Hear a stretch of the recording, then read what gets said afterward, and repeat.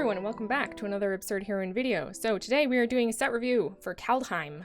We're gonna do, we're gonna do maybe one color at a time. I'm not 100% sure how I'm gonna do it. Last time I did a couple of colors together and had 3 videos all together. I might end up doing it like that. It depends on how long the videos end up going, because those videos ended up pretty long. So here I am joined by my kitty. She's sitting here in my lap purring very loudly, so if you hear purring, then that is what that is. Alright, so let's get started. So armed and armored. An instant for 2. Vehicles you control become artifact creatures until end of turn. Choose a dwarf you control and attach any number of equipment you control to it. So this is an interesting card. Like, I know there's going to be dwarf tribal possibilities. I'm not sure. That's probably not going to be like a good deck, I don't think, but I'm going to make it. And is that going to be just straight up dwarves, or is it going to be dwarf vehicles, dwarf equipments? There seems to be some synergies, and this is definitely one of those cards. So I think this card is kind of bad, unless that works out somehow. And that will just be, you know, something that we'll have to see. So niche, very niche. Asgard Braggart, another niche card, right? So a dwarf warrior, 3/3 dwarf warrior for 4, and boasting is activate this ability only if this creature's attack this turn and only once each turn. So you attack in and then you boast with it. Untap Asgard Braggart and put a +1/+1 counter on it. So this is like good and limited, right? So this is a good limited card. It's a big beefy thing that gets bigger and beefier. And if you don't find a, you know, solution for it, then you're in trouble. But it is also kind of small for the cost. It's very expensive. It's only a 3/3. It does boost itself up, but you need to be able to get in order for that to work. So limited, maybe. Yeah, I mean, limited, definitely. Standard or anything else, nah. Battle Shield Warrior, a 2/2 human warrior for 3, boast for 2, creatures you control, get +1/+1 until end of turn. This seems okay. I do believe that humans is going to be a thing. They're like, this is a very tribal heavy set, right? So dwarf's going to be a thing, maybe. Humans, I do definitely believe is going to be a thing. At least some, you know, in some space of a deck. Doesn't have to be just pure tribal deck. It could be a pure tribal deck that has humans in it that do other things. And this could be, you know, a good way of boosting your humans. So I think this is good. Excuse me. Battlefield Raptor, a 1/2 bird for 1 with flying and first strike. This seems like a good card. I mean, it's good stats, like, right? So it's a 1/2 for 1 that has flying and first strike. So, like, that seems good to me. You can, like, mutate on top of this. You can equip it. You can just have, like, a flyers deck, because I think flyers is a thing. I don't know if birds is a thing, but I think flyers is going to be a thing. So if you're looking for a 1-drop in your white weenie deck or your flyers deck, then this is really good. And I think white weenie is going to be a thing, too. So I think this will definitely see play, this card. Biskir Shieldmate. When Biskir, a 2/1 human warrior for 2. When Biskir Shieldmate dies, create a 1/1 white human warrior creature token. Right. Bound in Gold. An enchantment for 3. Enchanted permanent cannot attack, block, or crew vehicles, and its activated abilities can't be activated unless they're mana abilities. This is like any other kind of a rest enchantment, which is good. This will see play. Yeah. Excellent limited. Good in standard if you have, you know, if you're playing white. Clarion Spirit, a 2/2 spirit for 2. Whenever you cast your second spell each turn, create a 1/1 white spirit creature token with flying. So I think this is a thing, right? Casting your second spell each turn is like a thing. Cat's leaving. She actually leaves. I've seen this on a couple of other cards. I don't know how many there are. Like I said, I haven't seen everything. So, but this is like a good white weenie card, I think, right? Because if you're playing white weenie, then you have very low converted mana cost, and you can cast them multiple things every single turn. And then this will just make more white weenies for you. So I think this is good. Whether this is like meta good, I don't know. So we'll see. But it's definitely good. Codespell Cleric, a 1/1 human cleric for 1. Vigilance. When Codespell Cleric enters the battlefield, if it was the second spell you cast this turn, put a +1/+1 counter on target creature. So, like, this is more of the same. But this is way worse, obviously. I don't think that this will see any play, except for maybe in limited. So it's very cheap. Sure, it's got vigilance. Awesome. Why would you attack? I mean, you're never going to be able to attack with it, so whatever. Unless you put the +1/+1 counter on it, and then it's just a 2/2. So, I mean, it's a 2. It could be. So it's target creature, not another target creature. So you can put the +1/+1 counter on it, which is good. So it could be a 2/2 vigilance for 1, which isn't bad.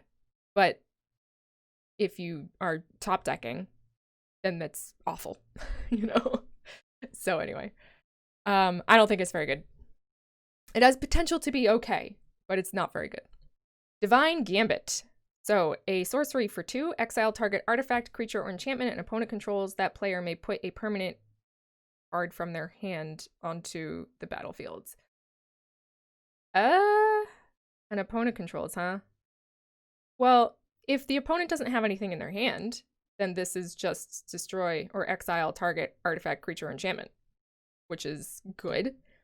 So maybe you want to play it with discard. You'd only want to play this with discard. The thing is, like, white is really hard to get off in most decks. So I don't know. This seems like fun. This could be a fun deck, a fun card to play, but it seems really bad in most situations. Doomscar. Here we are, our board wipe. Destroy all creatures for 5 and Foretell for 3. I love Foretell. This card will see lots and lots and lots of play. I believe you will see this card in every deck that plays white, every control deck that plays white. I mean, maybe even just every deck that plays white. Like, you just foretell this and you have it on the board and it, like, prevents your opponent from doing stuff. Like, they just don't want to put stuff on the board. They don't want to put creatures down. Of course, if you are a creature deck, then that's also kind of bad for you. So maybe, I don't know. I feel like this is good enough to play in most decks, even ones that might be creature based. So just in case anything happens, anything goes wrong in your creature deck, then you can just, like, slam it and, like, destroy everything. This is a good card. I like it. I like it a lot. We'll see play. Doomscar Oracle, a 3/2 human cleric for 3. Whenever you cast your second spell each turn, you gain 2 life. Foretell for 1 white. I mean, I could see this going in a white life gain deck. White life gain deck.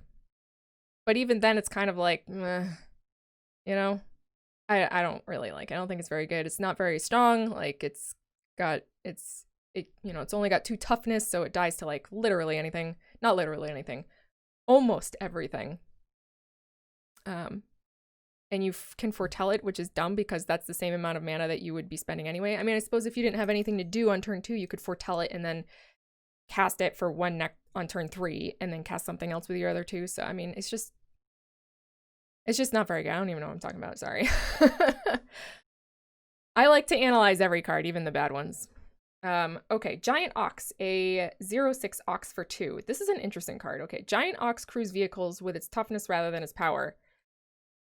I don't know how good this is going to be. We have to see, like, exactly what our vehicles are going to look like. I know that there's a vehicle out there that's really good that makes white mana. I'll put it up on the screen somewhere, either up here, over there, or whatever. Because it's not going to be in this review, because we're doing white right now and it's going to be colorless. It's like a plow of some sort that requires crew of 6, I think. Yeah, it requires crew of 6. And that card is, like, really good, I think. I think that card has potential to be really good. This card is not. But I don't know whether that card is good enough to make this card good enough to play. And the answer is probably in casual queue, probably in lower tier decks, yes. But in higher tier decks, probably not. So I don't think you'll see a lot of Giant Oxes on the upper tiers. All right. Glorious Protector. Here's an interesting card. So this is our first angel. 3/4 angel cleric for 4. So flying, flash. That's important. Okay. When Glorious Protector enters the battlefield, you may exile any number of non-angel creatures you control until Glorious Protector leaves the battlefield, and then foretell for 3. This is a super interesting card, and I really like this because it basically protects all of your stuff if there was a board wipe. And it's only creatures, right? So it protects your creatures from a board wipe. It has flash on it. So you can do it instantly, obviously. So they cast a board wipe, you're like, Glorious Protector, protect all my creatures. Glorious Protector dies to the board wipe, and then you bring all your stuff back. This is also protects it from exiling stuff, right? So board wipes like the one that we just saw that destroys all the creatures protects from that, and then also it protects from extinction event, right? So if you, because even when it gets exiled, all of this stuff comes back anyway. So this is like a really powerful card if you're playing any kind of creature-based deck that has white in it. I love this. This is a great card, and you will see this card. And then it's got Foretell, which is like, okay, whatever. So that might prevent your opponent from even wanting to play. It might just nullify their board wipes in the first place. But that means that you constantly have to keep 3 mana open. And I mean, you have to constantly keep 4 mana open anyway to protect, to flash it in from your hand. So foretelling it might just be the best way to do it. I like this card a lot. It'll be super interesting to see how Foretell works. So keep your eye on Glorious Protector. It's a gorgeous card too. The art is just wonderful. God's Hall Guardian, a 3/6 cat for 6. So with Vigilance and Foretell of 4. This card's awful. It's super cute, but it's awful. You won't see it in anything other than limited play. I'm sorry, my lighting is just completely messed up here. I'm doing this during the day, and I don't normally do things during the day. I work during the day. Goldmaw Champion, a 2/3 Dwarf Warrior for 3 with Boast, tap target creature. Awful. Won't see any play, except for maybe in Dwarf Warrior decks in limited. Probably not even in Dwarf or Warrior decks, to be honest with you. Halvar, God of Battle. Okay, here we go. So a 4/4 God for 4. Creatures you control that are enchanted or equipped have double strike. Whoa.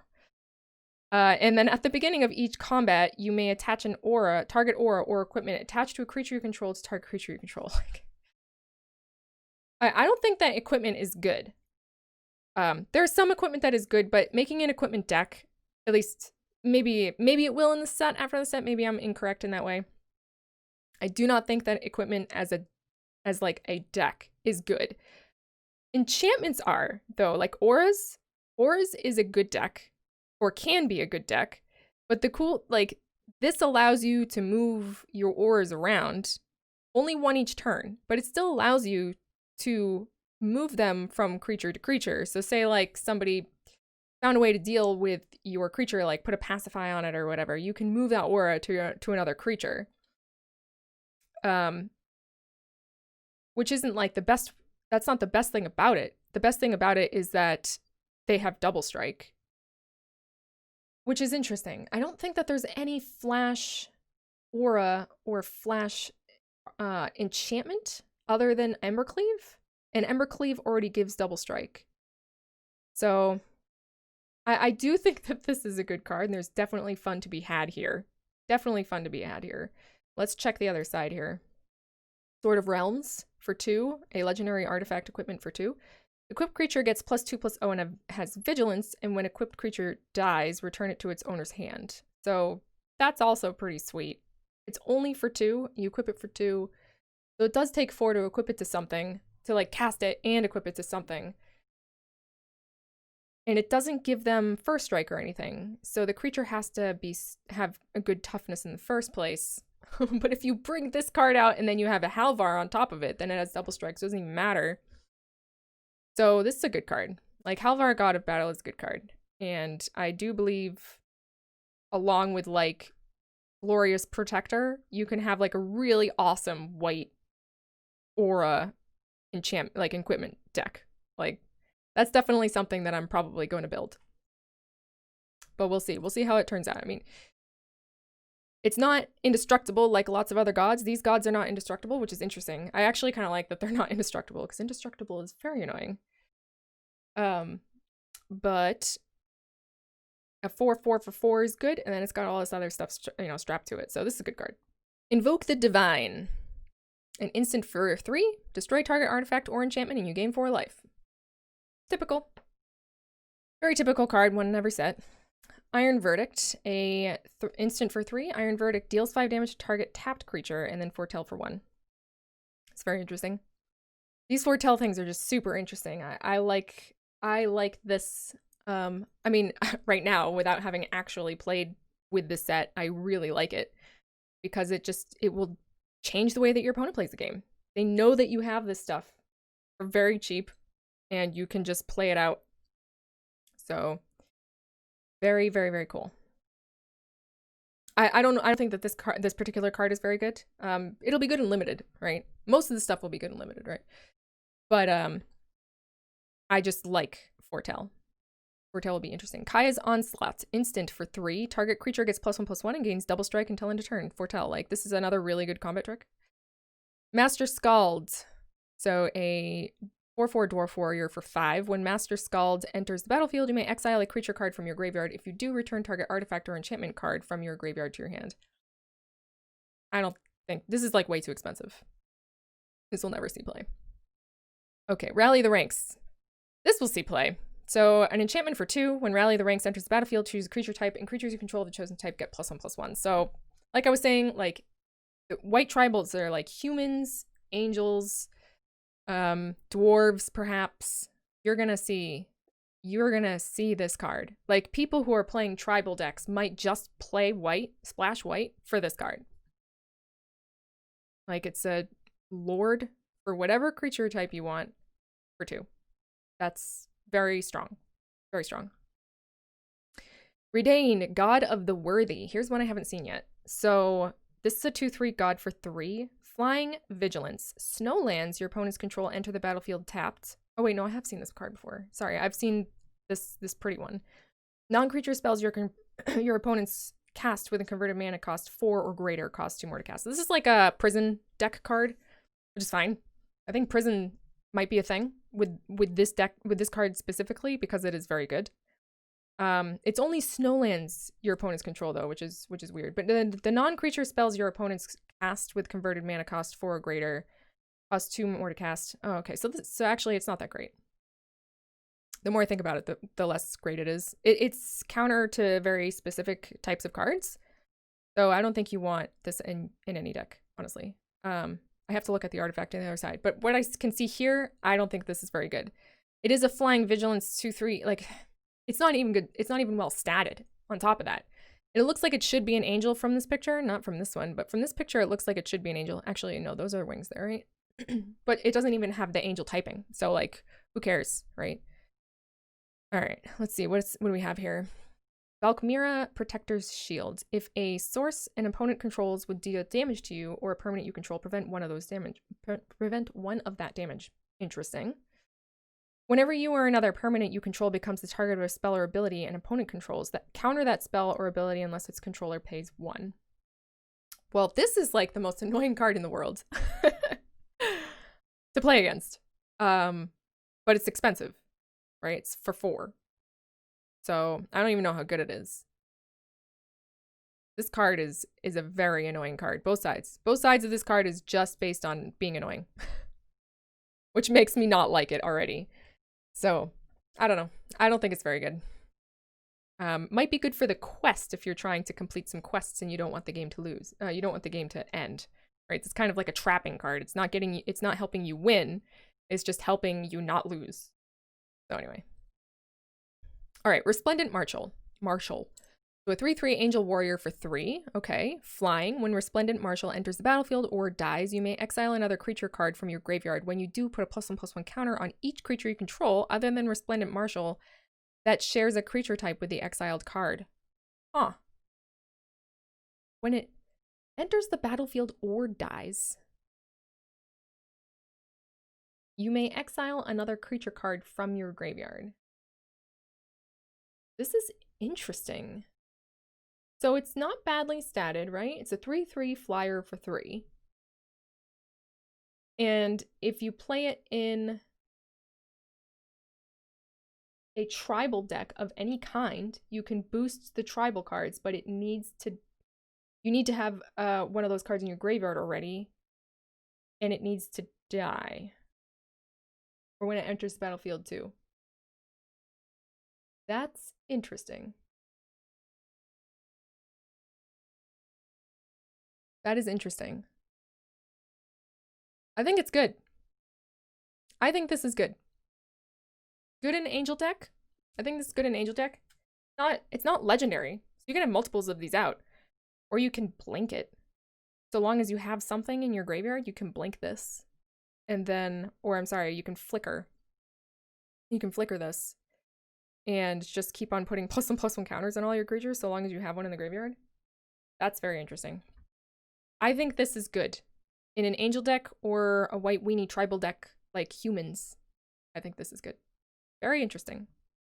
Very interesting. All right, Revitalize. Oh, they're bringing back Revitalize. I was so happy when I saw that they were bringing back Revitalize. I love this card. It just, you know, allows white to be a little bit more controlling, which I know a lot of people don't like to hear, but in the world where like Dimir Rogues is kind of like on top of the hill, rule like aggro is on top of the hill, this is the kind of card I like to see. And this will help white become more relevant. Righteous Valkyrie. So a 2/4 Angel Cleric for 3. Flying, whenever another angel or cleric enters the battlefield under your control, you gain life equal to that creature's toughness. As long as you have at least 7 life or more than your starting life total, creatures you control get +2/+2. Whoa, I have not seen this card yet. Oh, this card is great. This is a great card. 2/4 for 3 that, well, actually, it doesn't trigger on itself, right? Whenever another angel or cleric enters the battlefield. But this brings the angel cleric tribal, like, up to the next level, I think. Which is great, because I was planning on building that deck anyway. I apologize for the lighting issues if I'm going, like, dark or light. Like, I'm recording this during the day, and it's a cloudy day, so when the clouds, like, cover the sun, I get brighter, and when the sun comes out, then I get darker, so I apologize for that. So yeah, great. Awesome. Love it. Righteous Valkyrie. All right, Runeforge Champion. When Runeforge Champion enters the battlefield, you may search your library and or graveyard for a rune card, reveal it, and put it into your hand.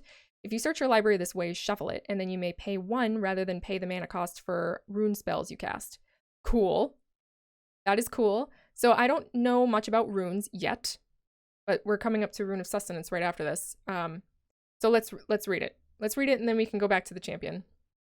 Rune of Sustenance is a rune aura typing enchantment for 2, enchant permanent. And when Rune of Sustenance enters the battlefield, draw a card. As long as the enchanted permanent is a creature as lifelink, and as long as the enchanted permanent is an equipment, it has equipped creature has lifelink. Okay, so I think that's what runes kind of are. Runes do a thing, right, when they come into play, or they augment a thing on play. That's in play, and that's either a creature or an equipment. Right, so if you are playing equipment, you can play runes, and then you can attach that rune to an equipment, and then the equipment can have that ability when it moves around to different things. And then when it comes into play, like, you draw a card. I think every single one is, well, actually, no, okay, so I can't say that. I've only seen 2. I've only seen this white one and the blue one, and I can't remember exactly what the blue one did, but I do know that it also drew you a card when it came into play, I think. If my memory serves me correct. If my memory serves me well, which we'll see if it does. So that's cool. So Runeforge Champion reduces that by 1, which is okay, but it searches for that stuff. So it's okay. It's not greatly statted, and you have to kind of like build your deck around, here comes the cat again. You have to kind of like build your deck around runes, and possibly creatures. I guess you don't have to build your deck around enchantment or equipment to do a rune deck, but you could.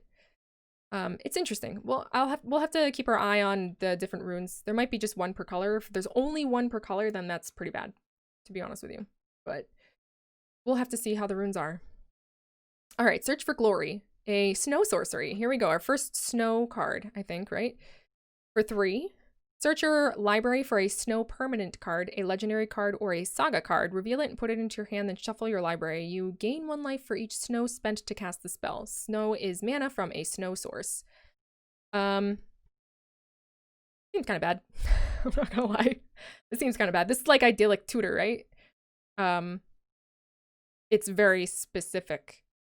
So there are a lot of snow cards, there are a lot of legendary cards, and there are a lot of sagas. So this could really search up for a lot of different answers or questions, right?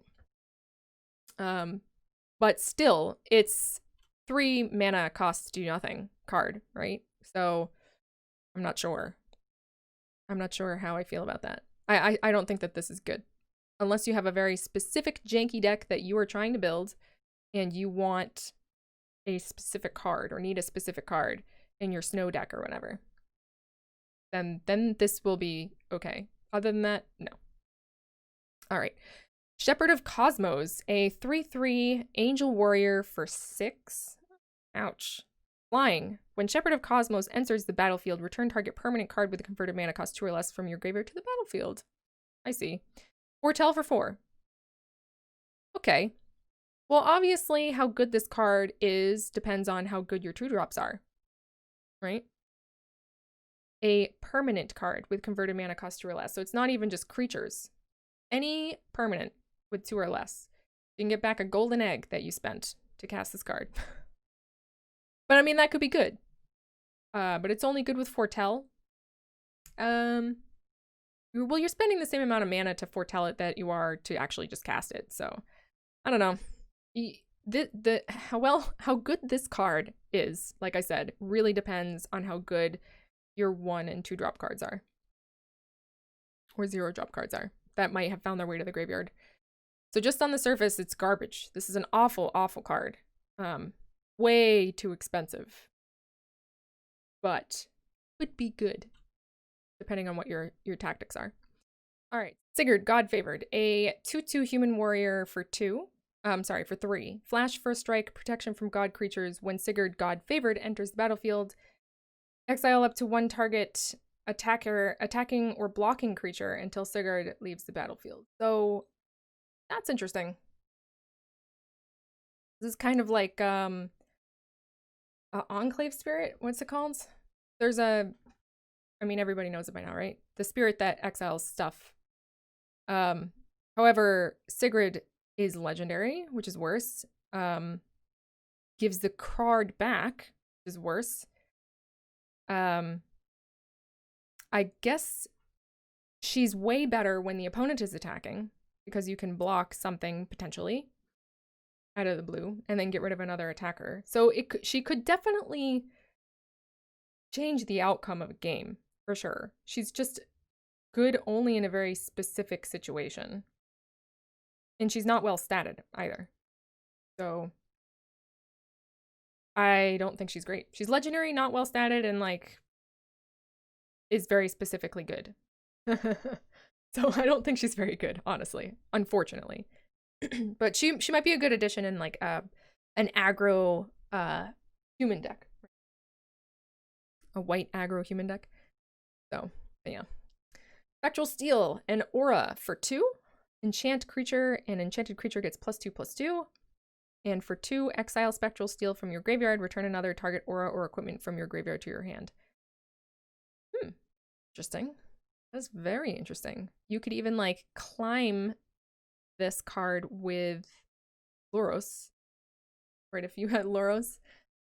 Not as your companion, obviously, because it wouldn't work if you did it as your companion. Loros could get this one back, and then you could use this to get another better enchantment back. Or equipment back. One that wasn't 2 mana, converted mana cost or less.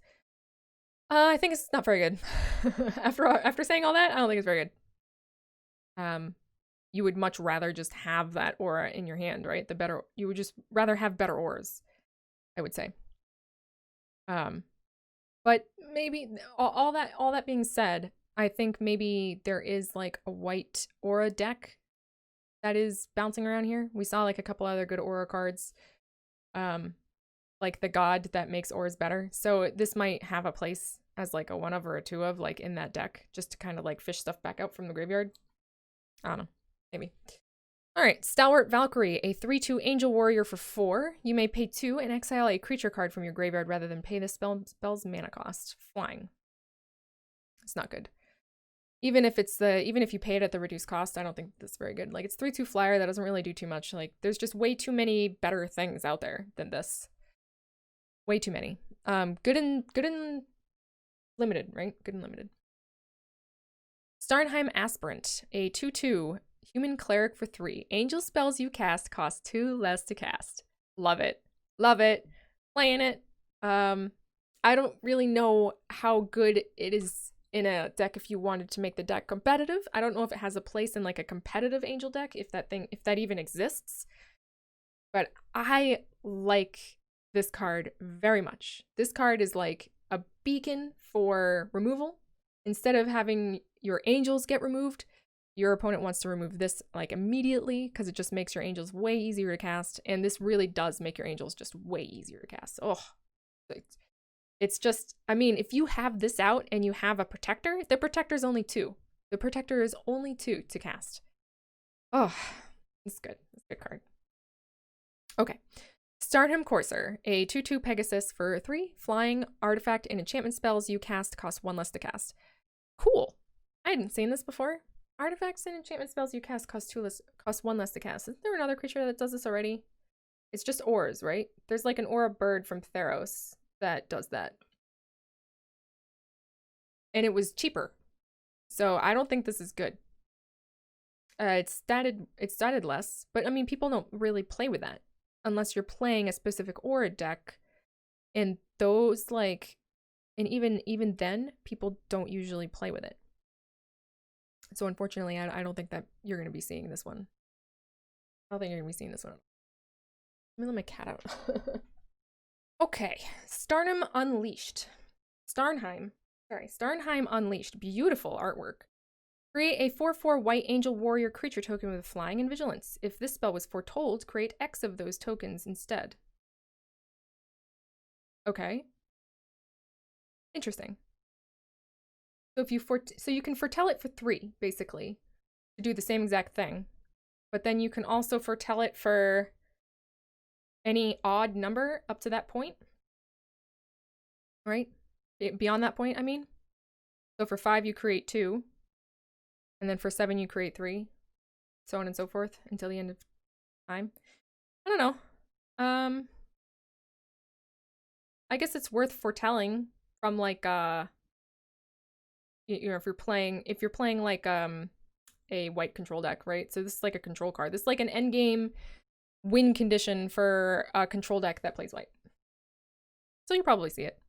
You probably see it in like super annoying. Okay, so as much as I was happy to see cards like Replenish come back to deal with a lot of the aggro decks that are out there right now, you might end up seeing Azorius come back as a control powerhouse, and this card will probably be in it. Because a lot of the pieces are still there. There's just no way of dealing with rogues at the moment, and as far as I have seen, Kaldheim has not given an answer to rogues still. To like milling is what I should say. Not rogues specifically, just milling. And milling is, you know, very difficult for control decks to deal with if you don't have the right tools, which they do not. So it might come back, it might not, but if Azorius does come back as a control deck, you can see Starnheim in it for sure. Yep, 1 or 2, along with the sharks.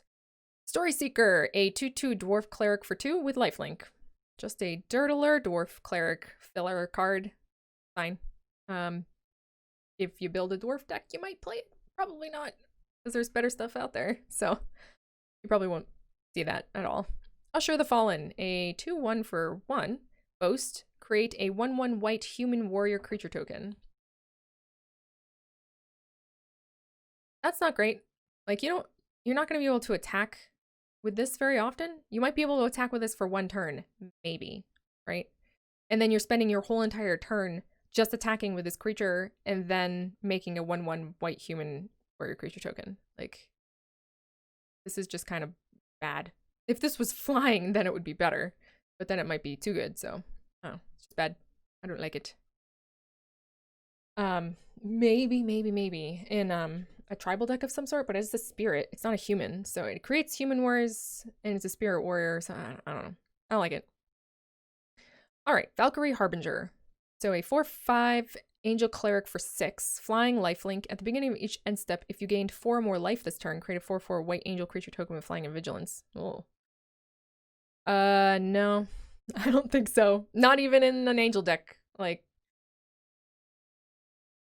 getting 4 life is not easy to do. There are a couple of cards that say, okay, here, gain 4 life. If you hit with this card, right? So if you can attack and you hit with this card, you gain 4 life, then okay, fine. But it's 6. Cost 6. It's very expensive angel. Like if you're making an angel deck and you want to put it in it, put this in your deck, like you only want to put 1, maybe 2 of this card. And like that's the only place where I think it could find play.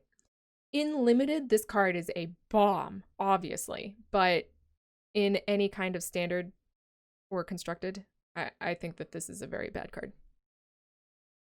Or a pretty bad, yeah. Very, very bad in most cases. Okay, maybe in an angel deck. Valkyrie's Sword, an artifact equipment for 2. When Valkyrie's Sword enters the battlefield, you may pay 5. If you do, create a 4/4 white angel warrior creature token with flying and vigilance and attach Valkyrie's Sword to it.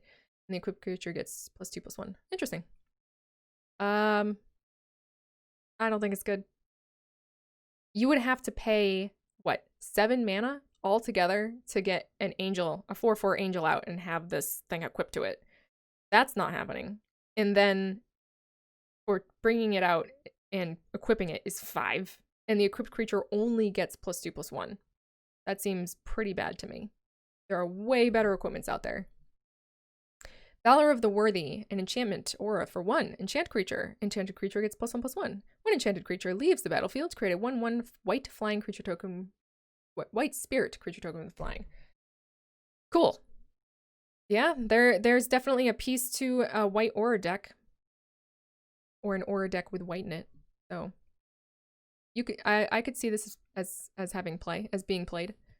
But we'll see. We shall see. War Chanter Scald. What is a Scald?